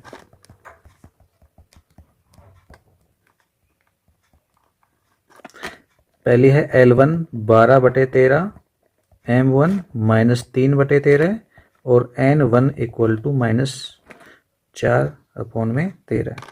ऐसे ही L2 नाम दे रहे हैं सेकंड के लिए 4/13, M2 12/13, N2 3/13। ऐसे ही L3 3/13, M3 -4/13, N3 12/13। ठीक है, परस्पर लंबवत होने की शर्तें। प्रथम 2 की बात कर लें। प्रथम 2 रेखाएं लंबवत होंगी यदि क्या हो जाए L1 L2 plus M1 M2 plus N1 N2 equal to 0 हो। ये लंबवत होने की शर्तें हैं। तो प्रथम 2 रेखाओं के लिए हमने ऐसा लिखा, तो कर दो मल्टीप्लाई। 12/13 L1 का मान है, L2 का कितना है 4/13, M1 की जगह पर माइनस में 3/13 और M2 की जगह पर 12/13, फिर N1 की जगह पर माइनस में 4/13 और N2 की जगह पर 3/13। ठीक है, कर दो सोल्व। कितना आता है, कितना आएगी वैल्यू, ये हो गए 48/169 माइनस में 12×36/169 माइनस में 12/169, टोटल आ गया 0। इसका मतलब रेखाएं परस्पर लंबवत हैं। रेखाएं लंबवत हैं। ठीक है, प्रथम दोनों रेखाएं लंबवत है। इसी प्रकार बाकी औरों के लिए भी चेक करेंगे। बाकी औरों में कौन कौन आएगा। दूसरी और तीसरी नंबर की बात करें तो L2 L3, M2 M3, N2 N3। ये वैल्यू देखते हैं। L2 कितना है भाई, L2 है 4/13, L3 कितना है 3/13, प्लस M2 कितना है 12/13 और M3 कितना है माइनस का 4/13। ऐसे ही N2 कितना है 3/13 और N3 है 12/13। ठीक है, तो ये कितने हो गए, ये हो गए 12/169, माइनस में हो गया 48/169 और प्लस में हो गया 36/169। तो ये वैल्यू भी क्या आ गई भाई 0। इसका मतलब सेकंड और थर्ड जो लाइन है वो भी कैसी हैं, परपेंडिकुलर हैं, लंबवत हैं। और एक और बच गई L1 L3 plus M1 M3 plus N1 N3।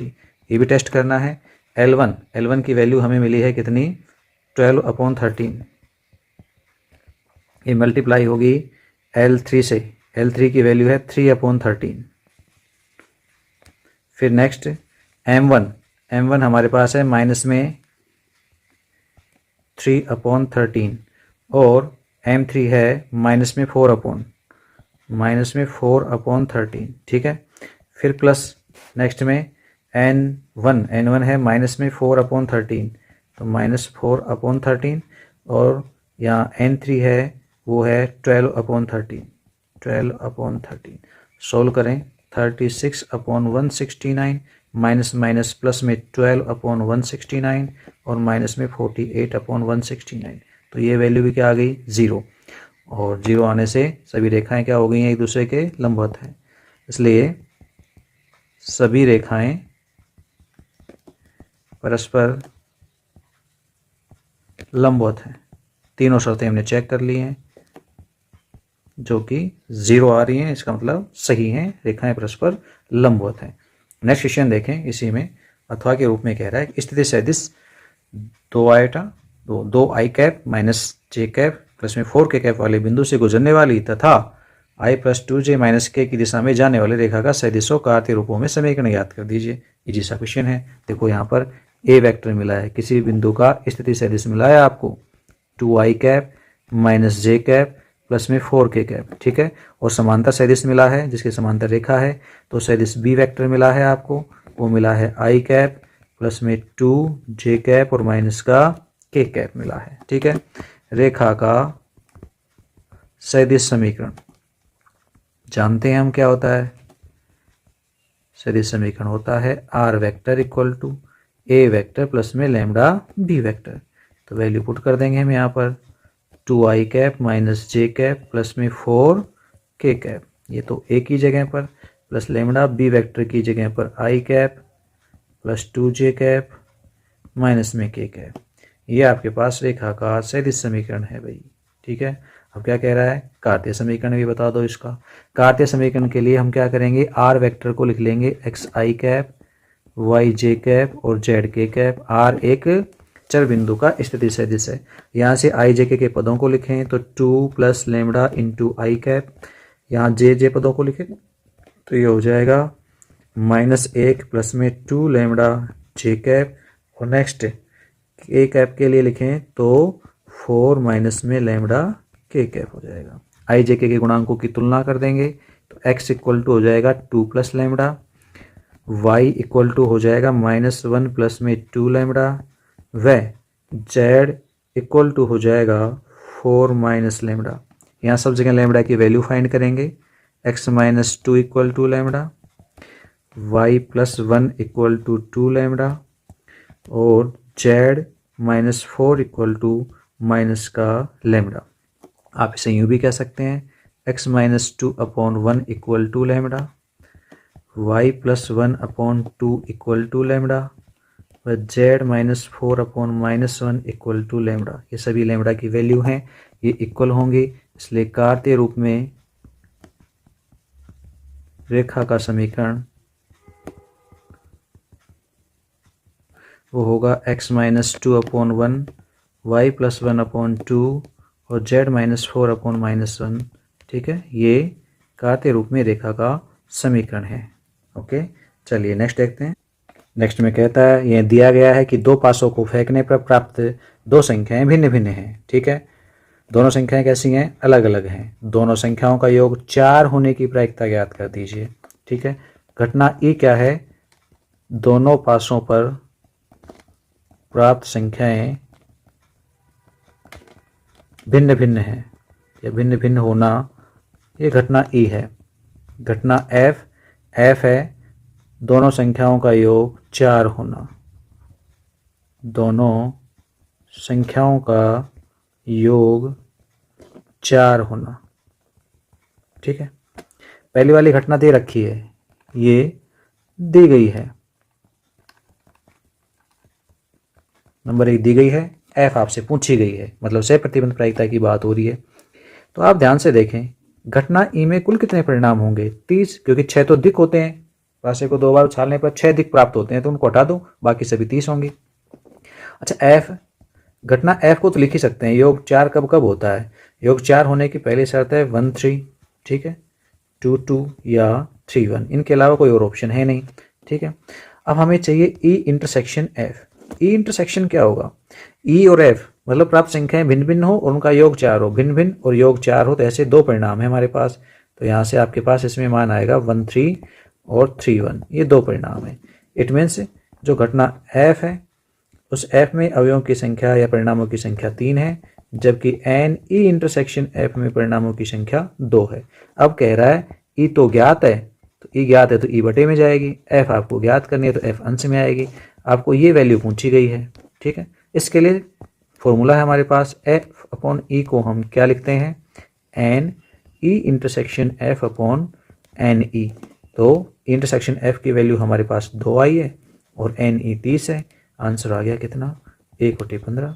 बहुत ही इजी सा क्वेश्चन दे दिया इसने, मात्र सह प्रतिबंध प्रायिकता का 3 अंक में क्वेश्चन डाला है। देखो नेक्स्ट क्वेश्चन इसी का अथवा भाग है। कह रहे पासे को एक बार उछाला जाता है, घटना पासे पर संख्या प्राप्त संख्या 3 का अपवर्तय है। अपवर्तय मतलब 3 की गुणज हो, तो ई से और पासे पर प्राप्त संख्या सम है को एफ से निरूपित किया जाए तो बताएं क्या घटनाएं ई और एफ स्वतंत्र हैं। देखो कितने छोटे छोटे क्वेश्चन दिए हैं उसने। घटना ई पासे पर प्राप्त संख्या 3 का अपवर्तय है, घटना एफ पासे पर प्राप्त संख्या सम है, ठीक है। तो घटना जो ई है, इस घटना ई में कितने परिणाम होंगे भाई, 3 या 6। वह घटना एफ में कितने परिणाम होंगे, सम संख्या 2, 4, 6, ठीक। अब बताओ, यहां प्रायिकता चाहिए हमको और एन एस पासे को उछालने पर 6 परिणाम मिलते हैं। एन ई कितना आया, एन ई हमारे पास 2 है, एन एफ कितना है भाई, 3 है, सही है। और ई इंटरसेक्शन एफ, इसको देखें तो क्या कॉमन आया, 6। इसका मतलब एन ई इंटरसेक्शन एफ की जो वैल्यू है वो हमारे पास 1 है, एक ही परिणाम है हमारे पास। सबसे पहले हम घटना ई की प्रायिकता निकालते हैं। ई की प्रायिकता आ गई 2/6 या कहें तो 1/2, सॉरी 1/3। वह एफ की निकालने प्रायिकता तो 3/6, ये हो गई कितनी, 1/2। इसके अलावा पी ई इंटरसेक्शन एफ निकालें तो हो गई 1/6। ई इंटरसेक्शन एफ हमको मिल गई है। अब हम P E into P F check करते हैं। P E into P F कितना आता है, पी का मान 1/3 है और पी एफ का मान 1/2 है, तो कितना आया, 1/6। भाई समीकरण 1 भी 1/6 है, समीकरण 2 भी 1/6 है। 1 व 2 से क्या कह सकते हैं हम कि पी ई इंटरसेक्शन एफ है वो किसके बराबर है, पी इंटू और पी एफ के। और ये शर्त किसकी है, ये दो घटनाओं के स्वतंत्र होने का प्रतिबंध है, इसलिए कह सकते हैं ई व एफ परस्पर स्वतंत्र हैं। तो ये क्वेश्चन भी अच्छा है, 2 अंक वो 3 अंक के क्वेश्चन के रूप में डाला है उसने, ठीक है। चलिए नेक्स्ट देखते हैं। नेक्स्ट है 4 अंक का क्वेश्चन, ठीक है। सेक्शन डी शुरू हो गया है। अरे भाई साहब कितना इजी क्वेश्चन डाला है उसने, 2 से 3 dx upon x square minus 1, ठीक है। अरे भाई हम समाकलन जानते हैं, integration dx upon x square minus में a स्क्वायर का, ये होता है 1/2a log x माइनस ए अपॉन एक्स प्लस ए, ठीक है। तो सीधा फॉर्मूला अप्लाई हो रहा है, यहाँ तो कुछ करना ही नहीं है। ये क्या हो गया, इसको पेपर बनाने वाले को क्या दे दिया उसने, ये हो गया x minus 1 upon x plus 1। आप चाहें तो इसे आंशिक भिन्नों से भी कर सकते हैं, पर मुझे करने की जरूरत है ही नहीं। मुझे क्यों जाना है आंशिक भिन्नों पे, जब क्वेश्चन बिल्कुल ईजी हो रहा है। 1/2 कॉन्स्टेंट है, बाहर लिख दिया हमने, और यहाँ से log x minus 1 upon x plus 1 पर हमने सीमा रख दी है 2 से 3। बस पुट कर दो सीमाएं, एक बार हम रखेंगे 3 रखेंगे तो आ जाएगा log 2 + 4, 2 ऊपर और नीचे 4 हो गया, प्लस करते ही माइनस 2 रखेंगे तो 1/3 हो जाएगा, सही है। सरल कर दो, 1/2 यहाँ log 2/4, इसमें 1/3 का भाग देंगे तो 3/1, सही है। तो ये 2, तो आंसर आ गया 1/2 log 3/2। बताओ 4 अंक का क्वेश्चन है, कमाल हो गया भाई, ठीक। नेक्स्ट इसी का अथवा है। अथवा को देखें तो आई, ये जरूर थोड़ा सा है पर ये भी एनएससी समाकलन का है, इसलिए ज़्यादा बड़ा होगा भी नहीं। 3 माइनस में 2x और माइनस में x square into D x, भाई अप्रमेय फलन है। ऐसे केस में क्या करेंगे, हम इसमें रूट बनाएंगे। हम इसे क्या लिख सकते हैं भाई, इसे यूँ लिखा जा सकता है, 1 जोड़ दिया हमने इसमें 4, माइनस में 2x माइनस में एक्स स्क्वायर और 1 घटा दिया, एक जोड़ा एक घटाया, जोड़ने से 4 हो गए और घटाने का -1 लिखा हुआ है। अब हम इसमें से क्या कर लेंगे, माइनस को कॉमन ले लेंगे। तो माइनस कॉमन लेंगे तो x² प्लस का हो जाएगा, 2x भी प्लस का हो जाएगा, 1 भी प्लस का हो जाएगा। तो ये वैल्यू आपके पास चेंज होकर कुछ इस प्रकार से आ जाएगी। 4 को लिख सकते हैं 2 का स्क्वायर और ब्रैकेट में लिखी हुई वैल्यू हो जाएगी x+1 का होल स्क्वायर इंटू dx। ठीक है, ये हमारे पास आई है। अब हम फॉर्मूला जानते हैं √a² माइनस x² हो और इसका समाकलन करना हो तो समाकलन होता है x/2 √a² minus x² plus में a² अपॉन 2 और साइन इनवर्स x/a प्लस में c। ठीक है, इसे अप्लाई कर देंगे हम। तो आई आपके पास क्या हो जाएगा भाई, x की जगह x+1 अपॉन 2 और √a² माइनस x² जो भी है 2 का स्क्वायर माइनस में x+1 का होल स्क्वायर। ठीक है, a² की जगह 2 का स्क्वायर है मतलब 4/2 और ये हो गया साइन इनवर्स है, x की जगह x+1, a की जगह पर 2 है। ठीक है, और प्लस में c। आप चाहें तो इसे यूँ भी कह सकते हैं x+1 अपॉन 2 और रूट में जो भी मान था 3 माइनस का 2x minus x² as it is लिखा जाए प्लस में 2 और ये साइन इनवर्स x+1/2 प्लस में c। ये आपके पास फाइनल आंसर आ गया है। ओके, छोटा सा क्वेश्चन, ये भी 4 अंक में, भगवान जाने इस बार तो क्या हुआ है। ठीक है, 19वें को देखते हैं। रेखा युग मिले हैं, इनके बीच का कोण चाहिए। ठीक है, प्रथम रेखा के दिक् अनुपात, कोण ज्ञात करने के लिए दिक् अनुपात चाहिए होते हैं। तो प्रथम रेखा के दिक् अनुपात हम जानते हैं क्या होते हैं, a1 की जगह पर 2, b1 को हम लिख सकते हैं 2 और c1 कितना दे रखा है 1। और दूसरी रेखा के दिक् अनुपात, तो दिक् अनुपात बता दिए हमने भाई क्या क्या है, पहली रेखा के लिख चुके हैं, दूसरे के हो गए a2 4, b2 हो गया 1 और c2 हो गया 8। ठीक है, रेखाओं के मध्य कोण थीटा हो,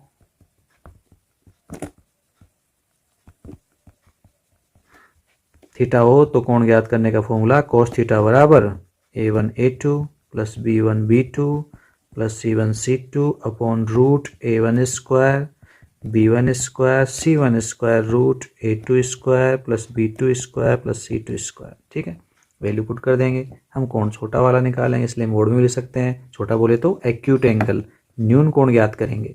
ठीक है, कोण तो 2 होंगे रेखाओं के मध्य में, छोटा वाला निकालेंगे मतलब न्यून कोण ज्ञात करेंगे, इसलिए मोड में लिख रहे हैं वैल्यूज को। रख दीजिए साहब, a1 की जगह 2, a2 की जगह 4, b1 की जगह 2, b2 की जगह 1, c1 की जगह 1, c2 की जगह 8 अपॉन रूट 2 का स्क्वायर मतलब 4, 2 का स्क्वायर 4 प्लस 1 रूट 4 का स्क्वायर 16 प्लस 1 प्लस में 64। ठीक है, तो कोस थीटा इक्वल टू अंश में हो गया आपके पास कितना 8 2 8 और नीचे √9 और रूट में हो गए 64 16 80 और 1 81।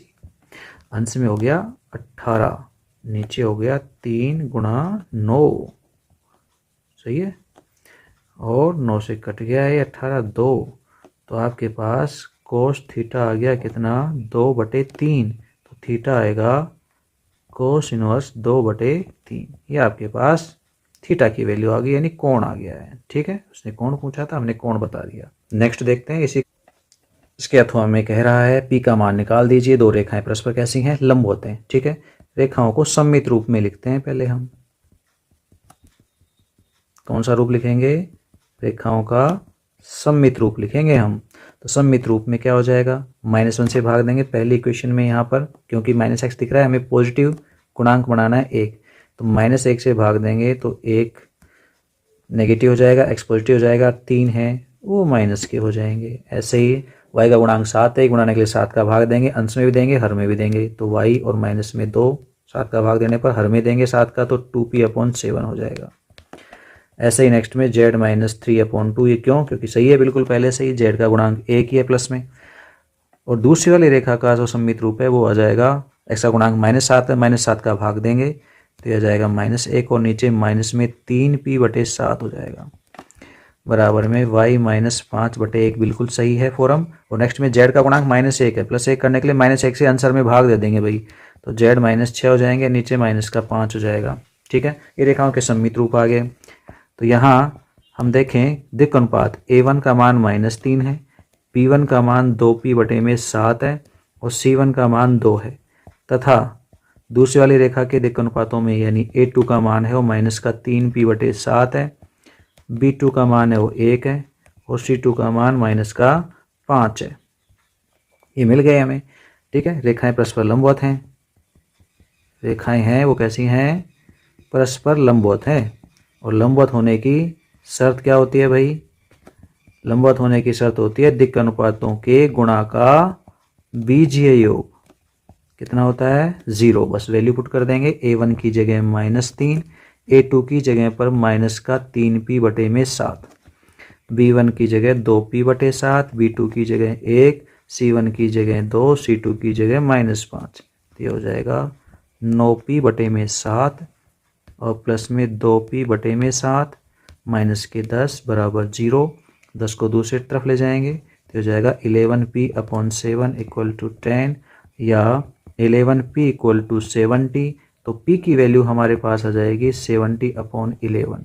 तो ये p का मान होगा। ओके, क्वेश्चन अच्छा है ये भी।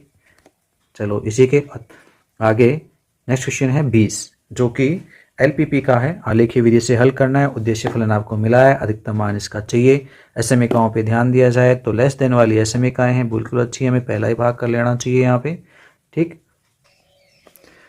20 क्वेश्चन में कह रहा है आलेखीय विधि द्वारा उद्देश्य फलन z = 4x + y का अधिकतम मान ज्ञात कीजिए और प्रतिबंध मिले हैं आपको ये।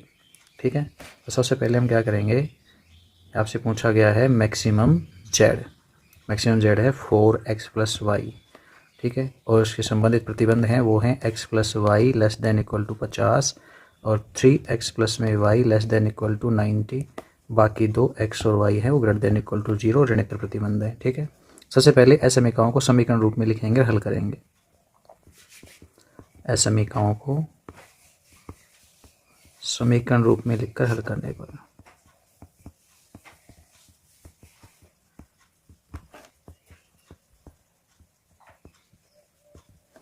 तो ये हो जाएगी x + y = 50 और 3x + y = 90। सोल्व करें इसे तो एक बार x को 0 पुट करेंगे, एक बार y को। x की जगह 0 पुट करते हैं तो y 50 मिलता है, y की जगह 0 पुट करते हैं तो x कितना मिलेगा? 50। ऐसे ही इस दूसरी क्वेश्चन में भी एक बार x को और एक बार y को हम 0 पुट कर लेंगे। x को हम 0 पुट करते हैं तो y हमारे पास 90 आएगा और यदि हम y की जगह पर 0 पुट करेंगे तो x हमारे पास 30 आएगा। ये पॉइंट मिल गए हमको। इनसे हम ग्राफ खींचेंगे। ग्राफ के लिए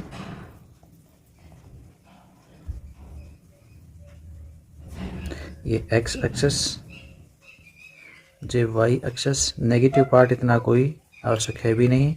आपके पास यहाँ 10 के गुणज में कोऑर्डिनेट्स हैं, इसलिए हम 10, 20, 30, 40, 50, 60, 70, 80 और 90 ये लेके चलेंगे। ऐसे इधर भी 10, 20, 30, 40, 50, 60, 70,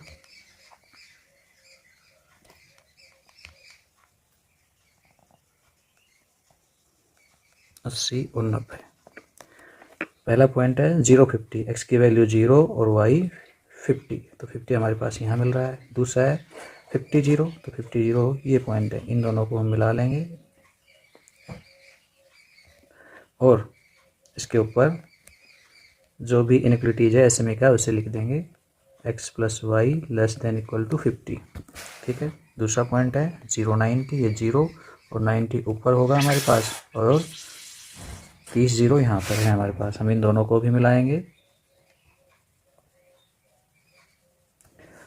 और इसके ऊपर भी SMA का को शो कर देंगे। SMA का है 3x + y <= 90। ठीक है, पॉइंटों में लिखें तो ये 30, 0, यहाँ आपके पास 0, 50 है, ये 0, 90 है और ये 50, 0 है। ठीक है, और ये दोनों लाइनें जिस पॉइंट पे कट कर रही हैं हमें इसे भी पता करना है। तो इसके लिए हम दोनों इक्वेशंस को सोल्व कर लेंगे। यहाँ एक में से दूसरे को घटाएंगे तो 2x = 40, तो x आएगा 20। x की वैल्यू हो जाएगी 20 और x की वैल्यू आप पुट कर दीजिए फर्स्ट वाली इक्वेशन में, तो आपके पास y आ जाएगा 30। ठीक है, ये बिंदु आ गए हमारे पास। नामकरण भी कर लो, 0, ये a, ये b है, ये c है मान लो, ये d है और ये e है। अब हम एसएमएकाओं के हल क्षेत्र पता करेंगे। फर्स्ट क्वाड्रेंट में क्या क्या है, तो फर्स्ट क्वाड्रेंट में देखें पहली वाली एसएमएका है, इसमें हम पुट करेंगे x + y < 50 में हम पुट करेंगे ओरिजिन पॉइंट मूल बिंदु के कोऑर्डिनेट्स 0 0 को रखेंगे, तो ये आता है 0 < = 50। इसका मतलब 0 छोटा होता है 50 से, सही बात है। तो ये मूल बिंदु के साइड वाला भाग है वो इसका हल होगा, तो इसमें हम नीचे की ओर तीर के चिन्ह लगा देते हैं मूल बिंदु की तरफ। ठीक है, ऐसे दूसरी वाली एसएमएका में भी पुट करेंगे 0 0 यहाँ, तो यहाँ 0 0 पुट करेंगे, x की जगह 0 y की जगह 0, तो 0 छोटा होता है किससे, 90 से। तो ये बात भी सही है, इसका मतलब मूल बिंदु वाला भाग ये हल क्षेत्र है, तो इसका हल क्षेत्र भी नीचे की ओर इधर होगा मूल बिंदु की तरफ। कॉमन एरिया हमको मिला वो ये मिल गया, ये आपके पास सुसंगत हल क्षेत्र है। ठीक है, इस सुसंगत हल क्षेत्र के कोणीय बिंदुओं पर ही आपके पास मान मिलेगा इस एसएमएका का। तो हम यहाँ से कोणीय बिंदु को लिखते हैं O, ये आपके पास A था, B और C, इन बिंदुओं को देखते हैं हम। तो आलेख से परिबद्ध हल क्षेत्र के कोणीय बिंदु लिखेंगे और साथ में Z का मान भी ज्ञात करेंगे। ओके, तो ये हमारे पास कोणीय बिंदु और Z के मान।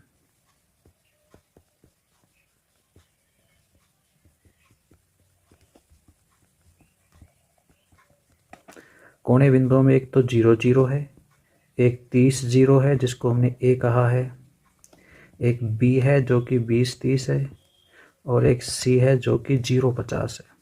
ये 4 पॉइंट है हमारे पास, इन सब के ऊपर Z के मान निकालेंगे। अच्छा, Z क्या है, 4x + y है, तो 4x + y में हम वैल्यू पुट करेंगे 0 0, तो ये 0 ही मिलेगी। 30 0 रखेंगे तो 120 आ जाएगी, 20 30 रखेंगे तो 20 चौक 80 और प्लस में 30, ये हो गया 110, और 50 0 रखेंगे तो 50 आ जाएगी, 0 50 रखने पर 50। ठीक है, तो सबसे बड़ा मान जो हमारे पास आया वो आया पॉइंट ए पर, कितना है, 120। तो ये आपके पास मैक्सिमम Z है। ठीक है, तो हम लिख देंगे, इसलिए A 30 0 पर LPP का महत्तम मान या अधिकतम मान कितना है, 120 है। ओके, ठीक, ऐसा ही नेक्स्ट पार्ट और है। अथवा वाले भाग में हमारे पास न्यूनतम मान चाहिए हमें, तो यानी मिनिमम Z फाइंड करना है, और यहाँ भी प्रतिबंध मिले हैं आपको। तो यहाँ पर आपके पास मिनिमम Z आपको फाइंड करना है, Z है 200x प्लस में 500y, और संगत जो प्रतिबंध हैं वो हैं x + 2y > 10 और 3x प्लस में 4y < 24। ठीक है, बाकी दो ऋणोत्तर एसएमएकाएं हैं x y > 0। ठीक है, चलिए सबसे पहले असमीकाओं को समीकरण रूप में लिख करके हल करेंगे। वही पैटर्न है सेम, असमीकाओं को समीकरण रूप में लिखकर हल करने पर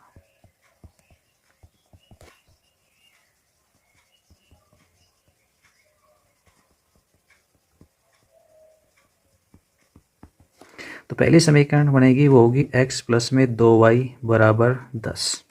ठीक है, और दूसरी समीकरण होगी वो होगी 3x प्लस में 4y बराबर में 24।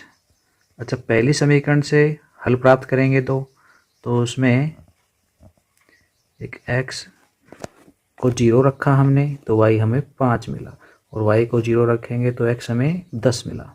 ठीक, कुछ ऐसा ही काम हम दूसरी इक्वेशन में भी करेंगे। एक x का मान 0 रखेंगे, एक बार y का मान।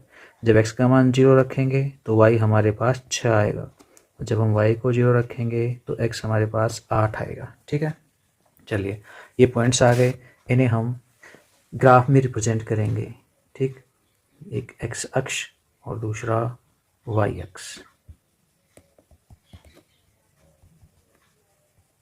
नेगेटिव पार्ट्स की इतनी कोई नीड है नहीं हमको, इसलिए हमने नहीं बनाए हैं।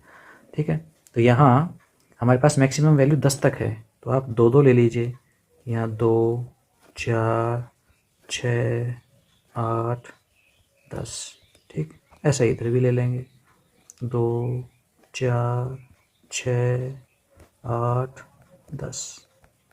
ठीक, सबसे पहला पॉइंट जो है वो है 0,5, x का मान 0 यहाँ है और 5 आपके पास ऊपर होगा, ठीक है। तो 5 हमें 6 और 4 के बीच में मिलेगा, तो ये पॉइंट यहाँ मिलेगा हमको। दूसरा 10 0, x का मान 10 और y का 0, ये पॉइंट यहाँ मिलेगा। इन दोनों पॉइंट्स को हम मिला देंगे, मिलाएंगे तो एक रेखा खींचेगी, ठीक है। इस रेखा के ऊपर असमीका को लिख देंगे हम, जो भी बनेगी। कौन सी है ये? असमीका है x plus 2y greater than equal to 10, ठीक है। ये असमीका लिख दी हमने। पॉइंट है ये 0,5 और ये वाला है कितना? 10 0, ठीक है। दूसरे पे आ जाओ। सेकंड में है 0,6, x का मान 0, y का मान 6, तो ये पॉइंट यहाँ ऊपर होगा। और 8 0 आपके पास यहाँ मिल रहा है, इन दोनों को भी हम मिला देंगे।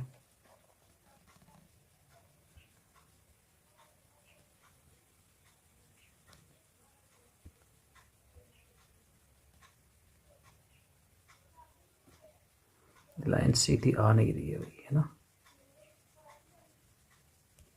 चलो ये दूसरी लाइन, इसके ऊपर लिखें हम, तो ये है 3x प्लस में 4y less than equal to 24, ठीक। चलिए हल क्षेत्र पता करेंगे। दोनों रेखाओं का प्रतिच्छेद बिंदु भी चाहिएगा हमको, उस बिंदु को भी ज्ञात करेंगे हम। तो प्रतिच्छेद बिंदु तो इन दोनों समीकरणों को हल करने से मिल जाएगा। पहले को 2 से गुणा करेंगे और उसे दूसरी में से घटा देंगे। 2 से गुणा करेंगे तो 2x प्लस में 4y बराबर में 20, घटाएंगे तो चिन्ह बदलेंगे, कट जाएगा, यहाँ से x मिलेगा, यहाँ 4, x बराबर 4 आ गया। तो ये पॉइंट होगा x का मान 4। x का मान 4 उठा करके हम पहली समीकरण में ही रख देंगे। तो 4 प्लस में 2y बराबर में 10, 2y बराबर 6, तो y का मान 3 आ गया। ये पॉइंट हो गया 4 3। ओके, सारे बिंदु पता लग गए अब हमको। ये 8 0 है, सही है, और ये 0 6 है। अब हल क्षेत्र पता करेंगे। पहली वाली जो असमीका खींची हमने, उसमें असमीका थी x plus 2y greater than equal to 10। हम इसमें मूल बिंदु के निर्देशांक रखने की कोशिश करते हैं। तो 0 plus 0 greater than equal to 10, यानी 0 बड़ा होता है 10 से। सही बात है क्या? नहीं, इसका मतलब यह असत्य मान है, 0 और 10 से बड़ा नहीं होता। इसका मतलब इसका हल क्षेत्र मूल बिंदु की तरफ नहीं है। नहीं है तो किधर होगा भाई? ऊपर की ओर होगा, मूल बिंदु के विपरीत दिशा में होगा। तो हम उस वाली असमीका के ऊपर की तरफ तीर के चिन्ह लगा देंगे, ठीक है। दूसरा ऐसा ही काम हम सेकंड इक्वेशन के लिए करेंगे। सेकंड इनइक्वालिटीज है, उसमें है 3x प्लस में 4y less than equal to 24, इसमें मूल बिंदु रखेंगे। तो 0 plus 0 less than equal to 24, 0 छोटा होता है 24 से, बिल्कुल सही है। इसका मतलब मूल बिंदु इसका एक हल है, इसका मतलब मूल बिंदु की तरफ वाला भाग हल क्षेत्र है, तो इसका हल क्षेत्र नीचे की ओर होगा। तो इस प्रकार से तीर के चिन्ह। तो आप देखो दोनों असमीकाओं के लिए उभयनिष्ठ हल क्षेत्र है, वो यहाँ पर आपके पास छोटा सा एक त्रिभुज प्राप्त हो रहा है, ठीक है। ये जो त्रिभुज हमें मिला है, इस त्रिभुज के कोणीय बिंदु पर ही हमें मान प्राप्त होंगे। ओके, तो हम इसके कोणीय बिंदु देख लेते हैं क्या क्या होंगे। तो लिख लीजिए कोणीय बिंदु। 3 ही पॉइंट है मात्र त्रिभुज के अंतर्गत, 3 कोणीय बिंदु आपके पास आएंगे, उनके संगत हमें z का मान चाहिए। तो यहाँ कोणीय बिंदु और आगे z का मान। कोणीय बिंदु है आपके पास, एक तो है 4 3, दूसरा है 0 5 और तीसरा है 0 6, ठीक है। और हमारे पास जो z था 200x प्लस में 500y, z है 200x और प्लस में 500y। ये वैल्यू सोल्व करो। पहले हम रखेंगे 4 3, x का मान 4 रखेंगे तो ये 800 और 3 रखेंगे तो 1500, तो 15 और 8 2300, ठीक है। पहले पॉइंट के लिए तो 2300 मिला। दूसरे के लिए रखेंगे तो x की जगह 0, y की जगह 5 रखेंगे तो 2500, तो 0 5 के लिए 2500, और तीसरा 0 6 के लिए हो जाएगा कितना? ये 3000। इनमें सबसे छोटा मान मिनिमम चाहिए हमें, तो मिनिमम कितना है? 2300। तो ये आपके पास मिनिमम z है, ठीक है ना। तो लिख लेंगे, इसलिए LPP का